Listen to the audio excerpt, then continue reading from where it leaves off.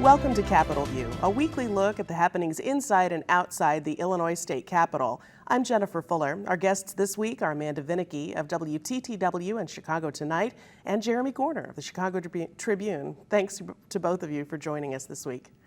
Happy to be here. Glad to be here. Let's start with what's arguably grabbing most of the headlines right now, and that comes to DCFS.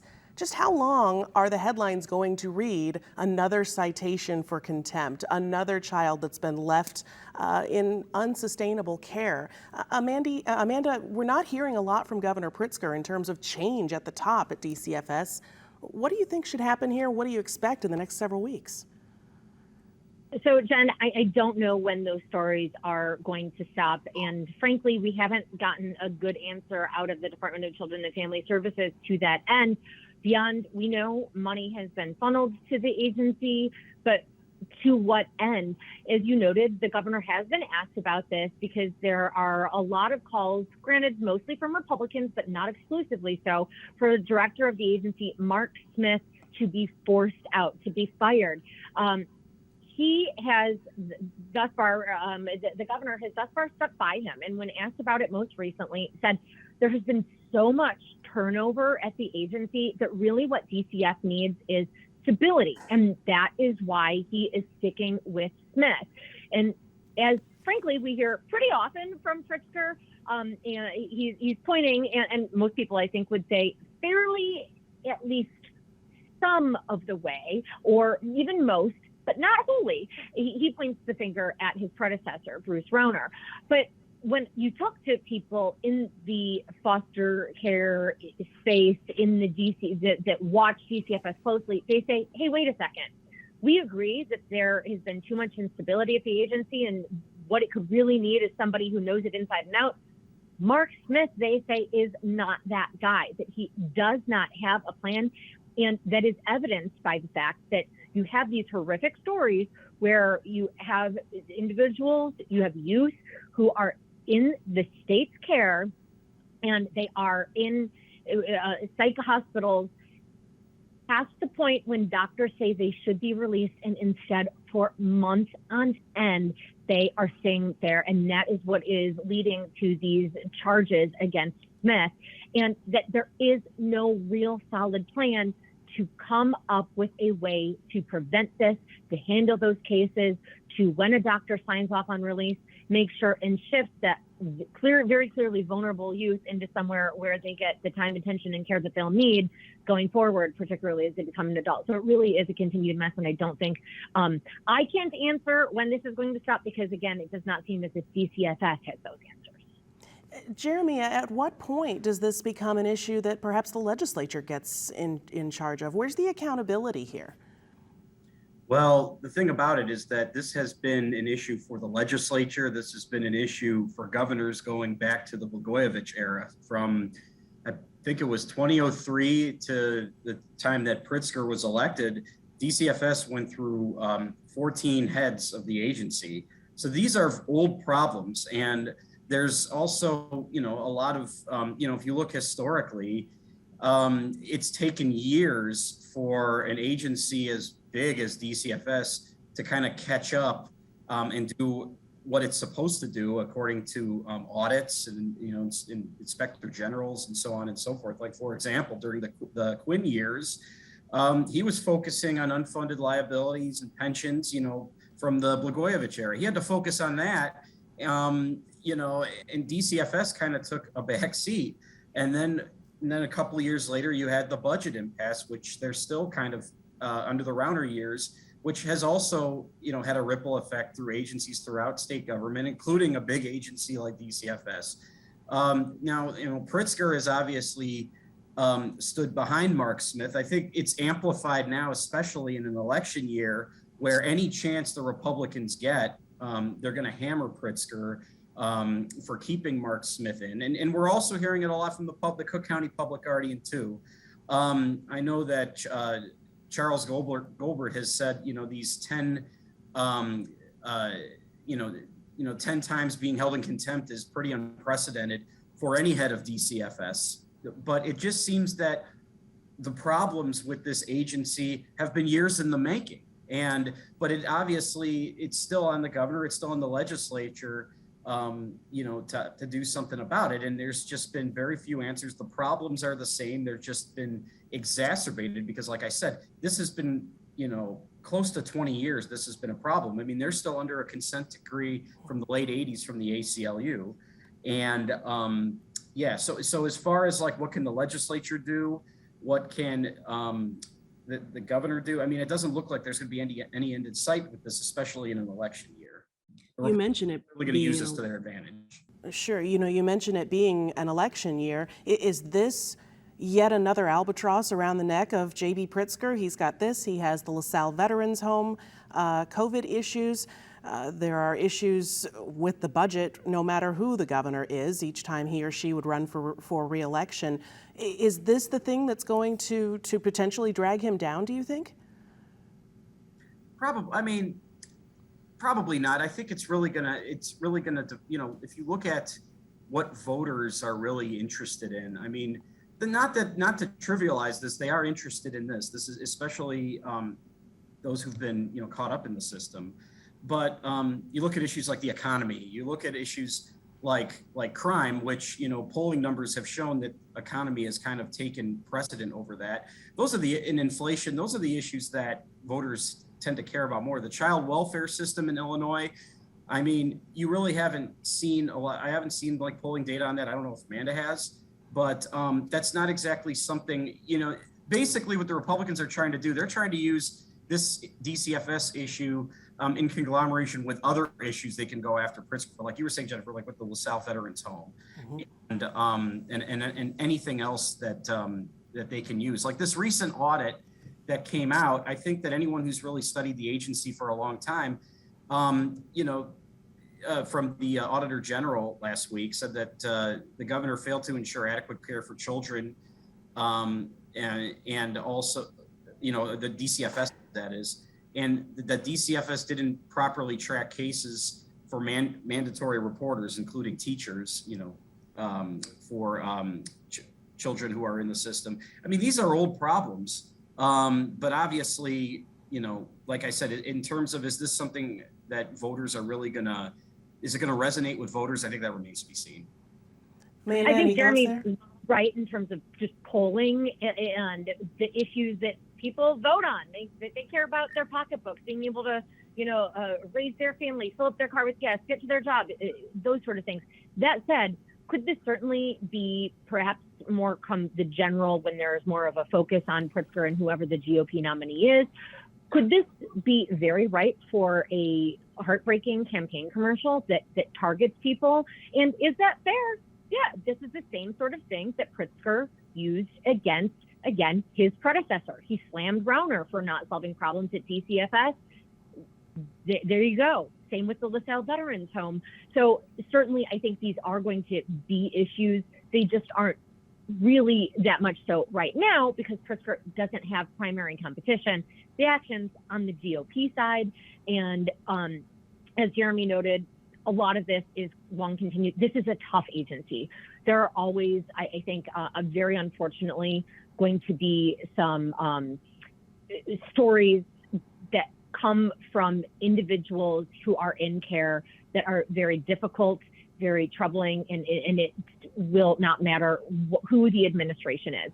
That said, these issues of when they have been brought to the fore, when there is an acknowledgement that this continues to happen, when the courts are there, when there's been a consent decree, when Illinois has had record numbers of record dollars to spend and is putting it all over the place in the budget, there is, I think, certainly questions that are fair to ask of their Pritzker administration. What are you doing to solve this mess?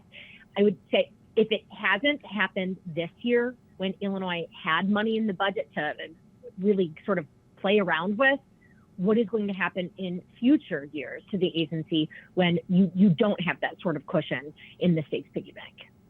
Another question that Governor Pritzker has been getting a lot, and it comes particularly from the Republican side of the political aisle, is what are you going to do about crime? And we saw this week that Governor Pritzker signed into law a bill that bans so-called ghost guns, those guns that have no serial number. They're very difficult to track in any way, shape, or form. You're talking about guns that can be built from kits, guns that can be printed with a 3D printer.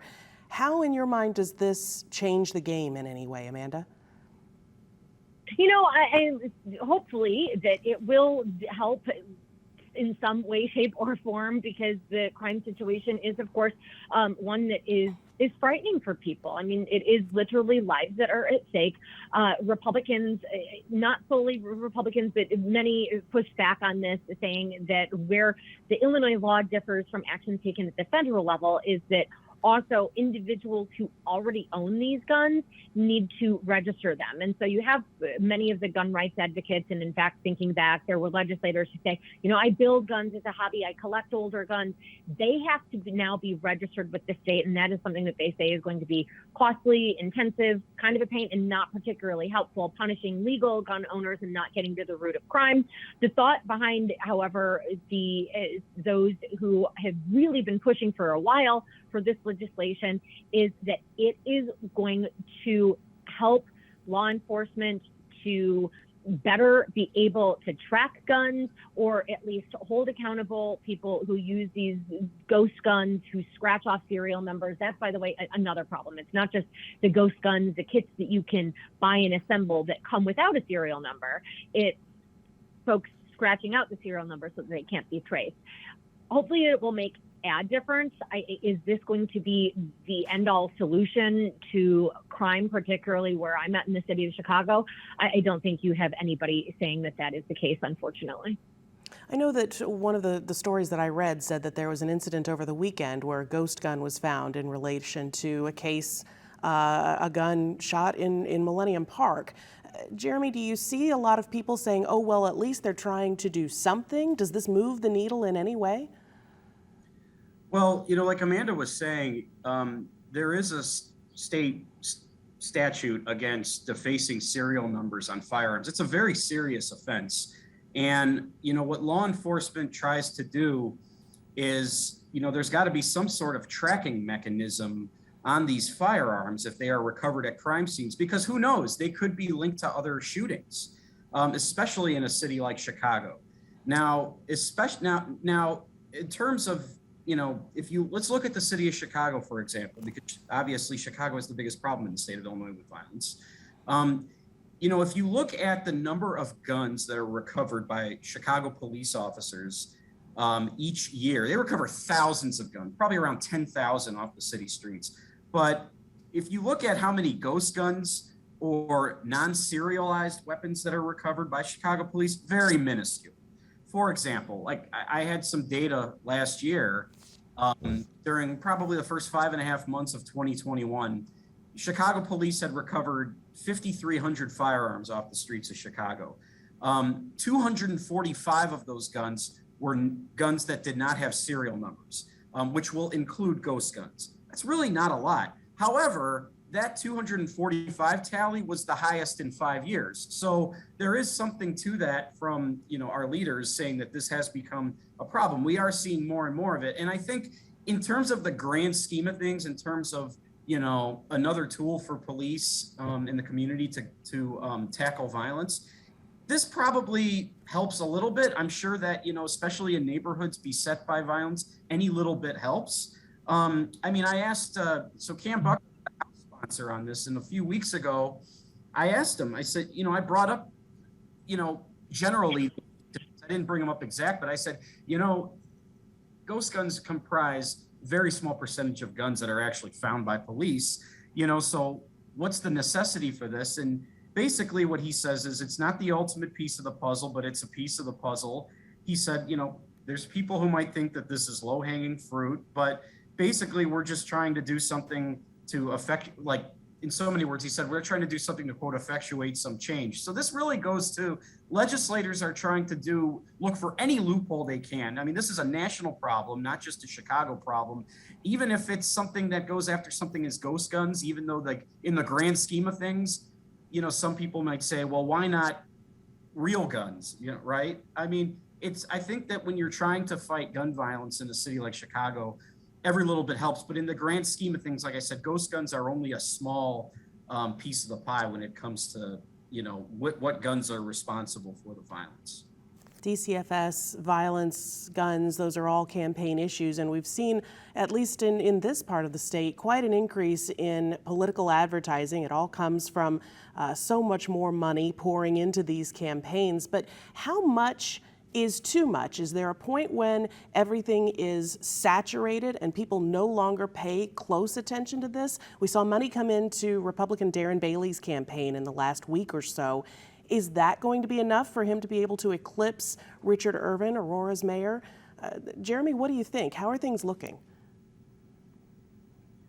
Well, I think, if it seems to be that if Irvin, so the Republicans have been really hammering Democrats on crime. That's really like all they've been doing.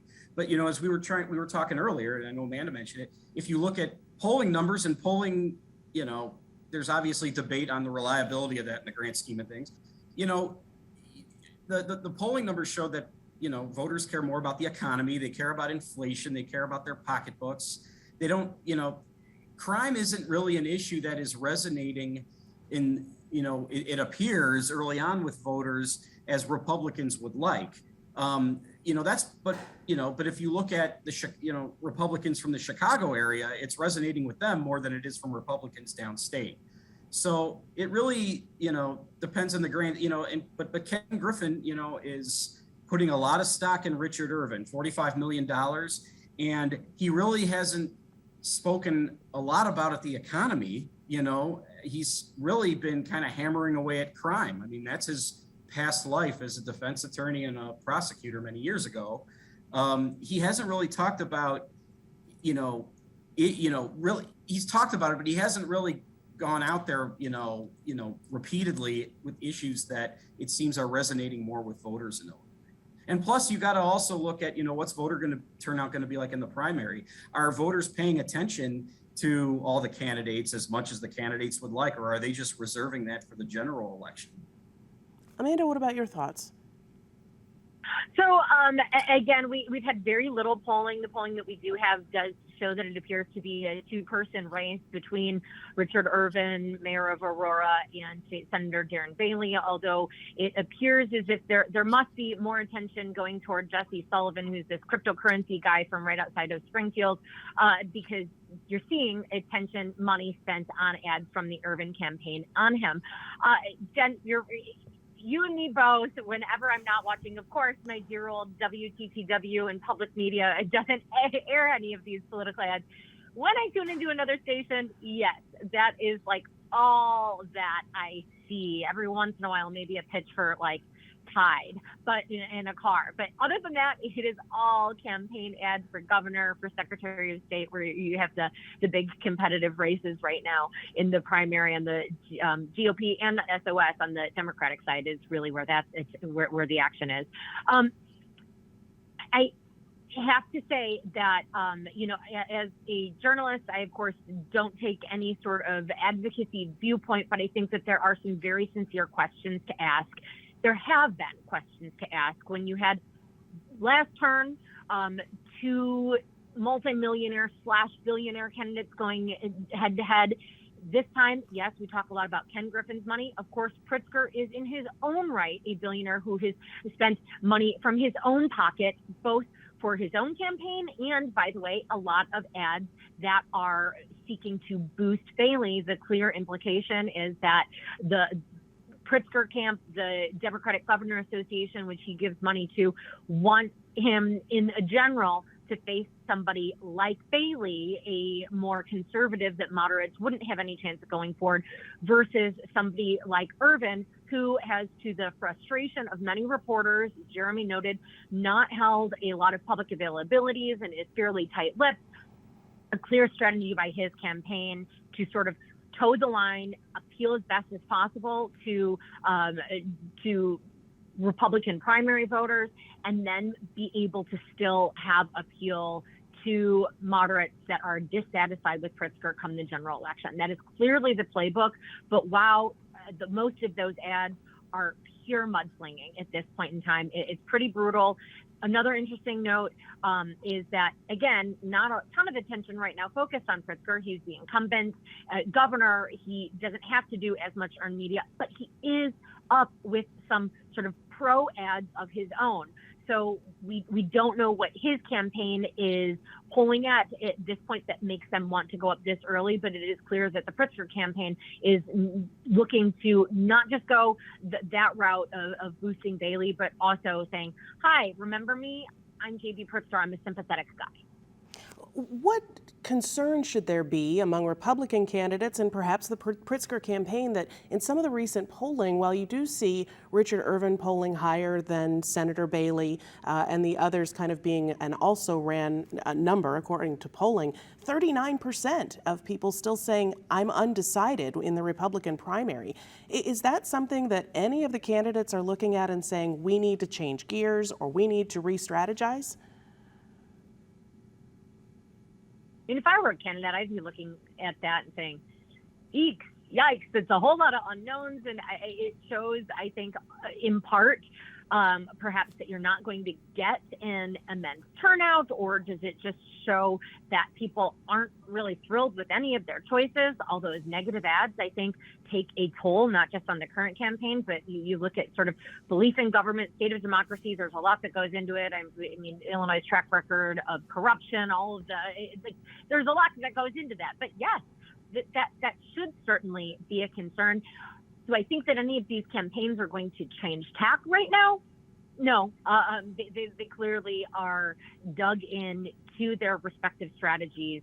And again, for the Irvin campaign, that's by going heavy on air with ads promoting and introducing himself, and then really going against the other two. Bailey, we're going to, I think, with that new infusion of money, we already have a new ad where he's sort of got a flame torch that he's trying to really make a statement with. So you're going to see just more of these ads. But I think, like I said, the candidates are really pretty sure in the strategies that they at least are going to hope win over voters. If I can take a more global view of a poll that just came out this week from NPR, the PBS NewsHour, and Marist, it showed a pretty significant shift in what voters are paying attention to, particularly when it comes to the potential to overturn Roe versus Wade.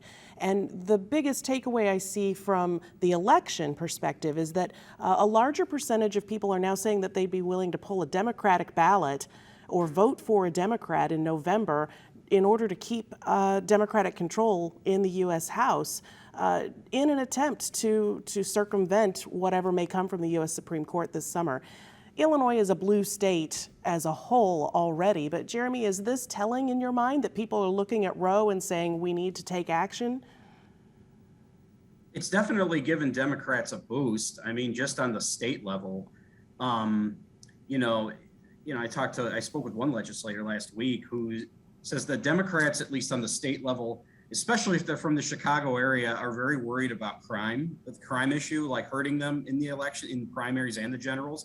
But with Roe and the draft opinion, that's really given Democrats a boost. Now, like you said, Illinois is a blue state. It obviously will have more. It obviously could have more implications in swing states. I mean, look at Pennsylvania with the Senate rate, with Dr. Oz, et cetera. It's really going to be a true test to see how much of former President Trump's influence has had on some of these national elections, whether they're for Congress, whether they're for U.S. Senate, to see like how this plays in swing states. It probably could really help the Democrats in some of these swing states, although we are still seeing that even in spite of that, Trump obviously has been out of office for more than a year. I mean, there's still vestiges of his influence in some of these states, which, Republicans, depending on, how many, on voter turnout, of course, that could, that's still, it's really kind of half and half. It's to see like, that really is going to have a lot of influence in the upcoming election. But I mean, polling right now, I think it's probably a little too early to determine like how much this could help the Democrats with Roe, but it definitely is something that, we'll have to see after at the end of June if they actually make a decision the Supreme Court, that is. And if the draft opinion sticks, then that's when I think it's probably better to have this discussion again. Complicated issues and a lot going on for sure. I want to thank both of our guests this week, Amanda Vinicky of Chicago Tonight and WTTW, and Jeremy Gorner of the Chicago Tribune. We'll, of course, keep track as we head closer and closer to the Illinois primary on June 28th, and of course, the general election in November, and all of the issues affecting the state in between. For now, I'm Jennifer Fuller. Thanks for joining us on Capitol View. We'll see you next week.